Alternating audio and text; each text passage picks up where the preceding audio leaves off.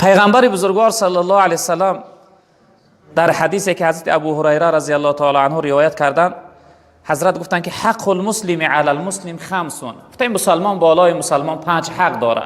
اینها حق واجبه هستند برادر، اینها واجب هستند به جا آوردن شو. یکمش رد سلام، رد السلام. یکم حقی که مسلمان در بالای ما داره رد سلام است، جواب سلام ش گرداندند. وقتی گو السلام علیکم فقط سر تا نجنبانی خیل. بعضی انسان عادت داره وقتی سلامش میته خیل میکنه تمام جواب نمیگردونه. سلام، کلمه سلام گفتنش سنت است، اما جواب سلام واجب است. وقتی جواب سلام نگردونی عاصی میشوی، گناهگار میشوی برادر عزیز. او برادر برای شما چی میگه؟ میگه سلامتی دنیا و آخرت برای تو نصیب باد. در دنیا و آخرت سلامت و خرسند و سعادتمند باشی. معنی کلمه سلام معنیش این است. با یک سرجنباندن این جواب نیست برادر عزیز. باید چی بگو؟ و علیکم السلام، برای شما هم سلامتی دنیا و آخرت نصیب باد. باید برای همدیگر سلامتی دنیا و آخرت بخواهیم. ما خواهان سلامتی، خواهان خوشبختی همدیگر باشیم. یکم حقی که برادری مسلمان ما در بالامون داره رد سلام است. و دویمش پیغمبر بزرگوار ببینه برادر عزیز چی تعلیمات بزرگه، چی پیشوای دلسوز و مهربانه که ما را چی تعلیم ها دادن. دویمش و عیادت مریض، یعنی اعادت، بیمار بینی کردن بیمار مریض. وقتی یک برادرت فهمیدی بیمار است، تنبلی نکو، سستی نکو. چی در بیمار خانه باشه، چی در جای خوابش باشه، از درش داخل شه، حالی او را بپرس. در اصل وقتی بیمار احوال پرسی میکنی در چگون میکنه، یک لحظه میره در کنارش میشینی چی قدر وقتش خوش میشه، خوشحال میشه، خرسند میشه. این حق ایمانداری من و شما است. حتی در حدیث قدسی رب العالمین در قیامت ما بنده هاش عتاب میکرده، سختگیری میکرده. میفته که بیمار بودم خبرگیریم نآمدی. سبحان الله. بنده میفته ای پروردگار تو رب العالمین هستی، من چه خیلی تر خبرگیری می آمدم.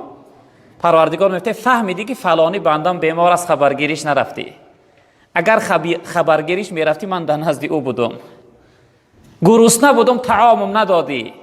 ای رب العالمین تو رب العالمین هستی، من تو را چه خیلی طعام میدادم. میفته فلانی بندم گرسنه بود طعامش ندادی. اگر طعامش میدادی لحظه من اجرش ثوابش برات میدادم. تشنه بودم آبم ندادی. ای رب العالمین تو رب العالمین هستی، من چه خیلی تر آب میدادم. میفته میدانستی فلان بندم تشنه از آبش ندادی. اگر او را آب میدادی این لحظه اجر و پاداش میدادم. این حق ایمانداری ما هست که بیمار بینی داشته باشیم. و دیگرش پیغمبر بزرگوار صلی الله علیه وسلم فرمودند و اتباع الجنائز، در جنازه برادر مسلمان اشتراک کردن، جنازه یک برادر مسلمان خواندن، بعد از رفتن در حق یک برادر مسلمان طلب مغفرت و دعای مغفرت کردن که خیلی حالتش سخت است. وقتی که انسان از دنیا جدا میشه و از این یعنی عالم روشنی کشاد به یک خانه تنگ و تاریک میروه، او شخصیت محتاج دعای من و شما است برادر عزیز. ای که بر ما بگذری دامن کشان، سخت محتاجیم آیات بخوان. این جمله از جانب شخصیت هایی که در زیر خاکن از جانب اونها برای ما میشته. ای شخصیت امروز حیاتی دامن کشان در روی زمین قدم میزنی، ما محتاج دعایت هستیم. ما انتظار هستیم که یک دوست برادر میگه که پروردگار رحمت و مغفرتش کن. اشتراک کردن در جنازه شخصیت مسلمان هم این حق ایمانداری است. و اجابت دعوه، اجابت دعوت، وقتی دعوتت کرد چی محفلی داشته باشه فرقی نداره، چی روزی خرسندیش است، چی یک یادداشتی گذشتهش است، چی اینکه یک طعامی اندکی هم کرده از میخواد همراه چند دوستش یک جای طعام بخوره. وقتی که دعوتت کرد باید که اجابت کنی دعوتش. اجابت دعوت سنت است. جناب پیغمبر در روایت دیگر گفتن که وقتی که یک برادر دعوتت کرد اجابت نکردی، تو هم خدا و هم پیغمبر نافرمان برداری کردگی هستی. اجابت دعوت حق ایمانداری است. و آخرش و تشمیت العاطس، جواب عطسه را گرداندن. وقتی یک برادر عطسه زد باید حتما بگوی که یرحمک ربک، پروردگارت از رحمتش سیرابت بگردانه، پروردگارت تو را رحمت و مغفرت بگردانه. در روایت دیگر پیغمبر بزرگوار صلی الله علیه و سلم برای ما تعلیم دادن که المؤمن مرآت اخیه، گفتن مؤمن آینه برادرش هست. آینه چیست گفته میشه برادر عزیز؟ ما و شما وقتی از خانه بیرون میشویم یا اینکه یگان جای که اونجا جای یعنی خیلی خوب است، جای اعتبار و محترم است، ما خودمون در آینه نگاه میکنیم، سر و بدن پاکیزه باشه، لباس همون خوب باشه. پیغمبر بزرگوار گفتن که مؤمن آینه مؤمن است. چی نوعی که چهره اخت در آینه نگاه میکنی، باید این چنین چهره برادر تا نگاه داشته باشی. وقتی در چهره برادر یگان کمبودی و عیب دیدی، باید اصلاحش کنی. باید یعنی آزار او، شرم آلود شدن و یعنی ایذا کشیدن او آزار و ناراحتی خودت باشه. این احساسات رو باید داشته باشی. پیغمبر بزرگوار گفتن مؤمن این خودش آینه مؤمن است. وقتی یک عیب و کمبودی در برادر دیدی، در حال و اصلاح کن. در روایت دیگه پیغمبر بزرگوار صلی الله علیه و سلم فرمودند که المسلم و اخو المسلم، تن مسلمان برادر مسلمان است. برادر مسلمان است. لا یظلموه ولا یسلموه، مسلمان باید با مسلمان ظلم نداشته باشه. ظلم ستم باید در بالای برادر مسلمانش نداشته باشه. ولا یسلموه، باید مسلمان برادر مسلمانش در یگان جا نفروشه، تسلیم نکنه، نسپاره. چی نوع که امروز بدبختی برآمده است، فقط کار اکثر مسلمان شور اندازی شده است. فقط یک مسلمان در بعض جاها برده و فروختن کار مسلمان شده. باید مسلمان عادت نداشته باشه، همدیگر را نسپاره. پیغمبر بزرگوارتان و من کان فی حاجت اخیه کان الله فی حاجته، هر شخصیتی که در برآوردن حاجت یک برادرش باشه، خداوند حاجتی و شخصیت برآورده میگردانه. اگر حرکت یک قدم میزنی برای یک بنده خدا را، یک خلق خدا را حاجت مشکلیش حل کردن، خداوند همون لحظه مشکلی ها و حاجت را برآورده میگردانه، مشکلیت از بالا دور میگردانه همون لحظه.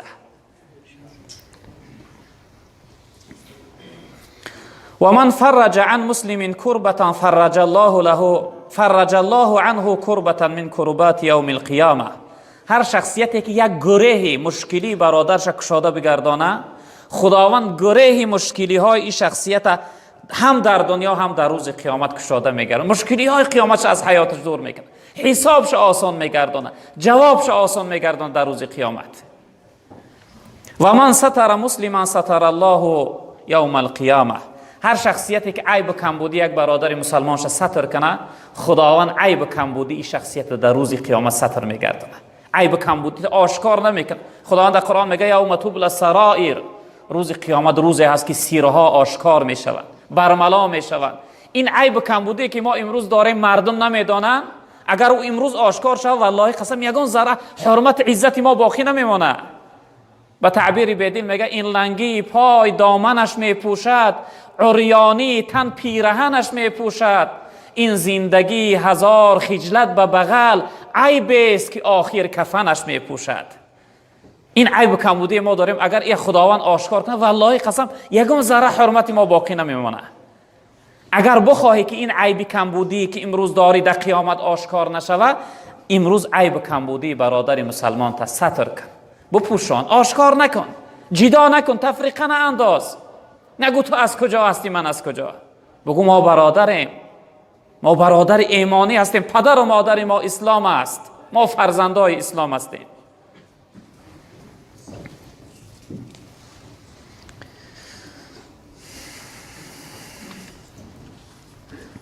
در روایت دیگر پیغمبر بزرگوار صلی الله علیه و سلم فرمودند که انصر اخاک ظالما او مظلوما، تن برادرت نصرت بده، یاردم کن، اگر چی ظالم باشه یا اینکه مظلوم. سبحان الله. تن برادرت دستگیری که یاردم کن، اگر چی ظالم باشه یا مظلوم. شخصیتی اوجا حاضر بودن. فقال رجل یا رسول الله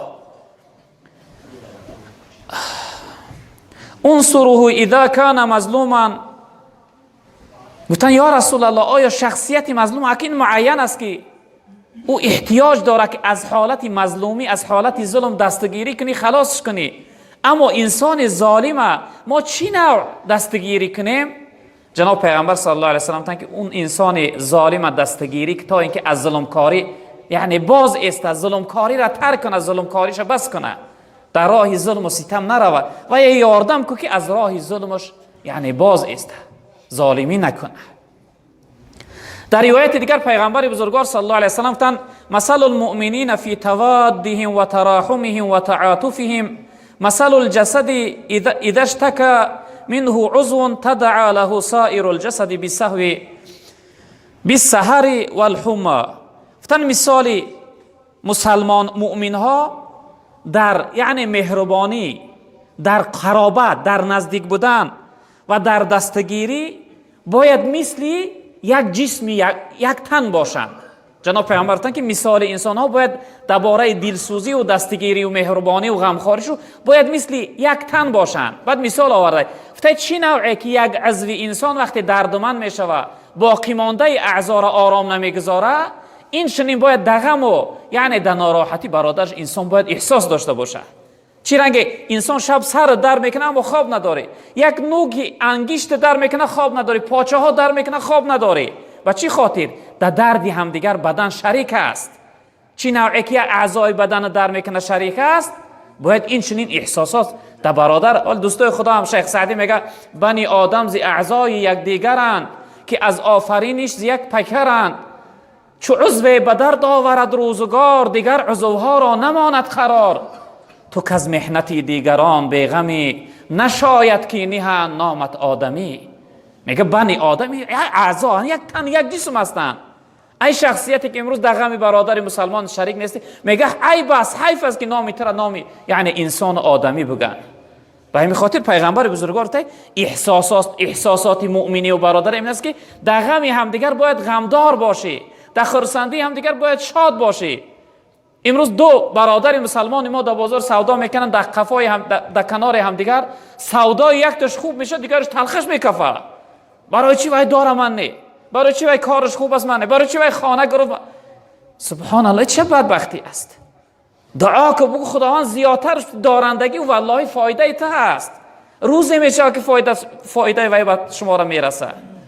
ما باید حسد و بخیلی نداشته باشیم نسبت به همدیگر برادرهامون.